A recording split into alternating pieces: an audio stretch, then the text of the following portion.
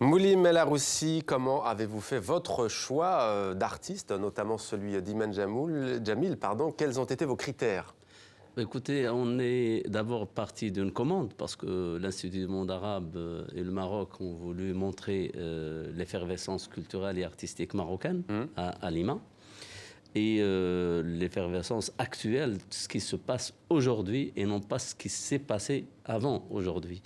Bien entendu, quand on dit ce qui se passe aujourd'hui, c'est ce qui est contemporain, ce qu'il y a de vivant, ce qu'il y a de vital aujourd'hui au Maroc.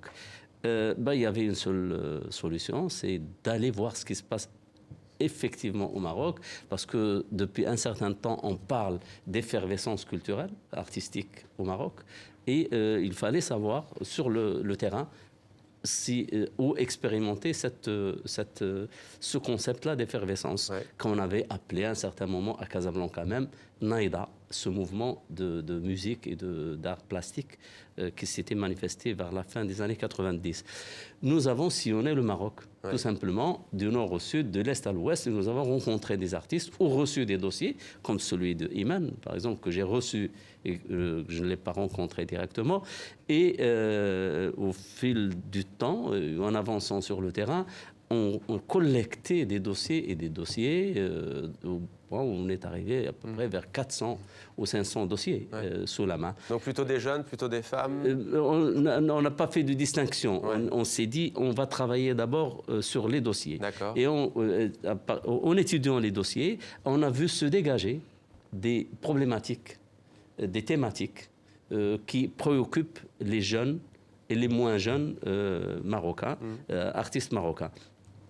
Et c'est à ce moment-là qu'on a arrêté ces thématiques et on s'est dit, voilà, qui pourrait rentrer dans cette thématique, dans ce souci, cette préoccupation des artistes marocains. Et c'était évidemment la critique sociale, l'approche de la religion, de la spiritualité, comme on vient de le voir. C'était le corps, mais pas le corps représenté ou dessiné, mais le corps mis en jeu. C'est-à-dire la grande majorité, surtout des filles qui font de la photographie, mettent leur corps en jeu et non pas elles s'intéressent au corps des autres. Et ça, c'est quelque chose de très très important dans une société comme la nôtre, marocaine, mais aussi maghrébine et arabe, où il y a encore beaucoup de tabous concernant le corps.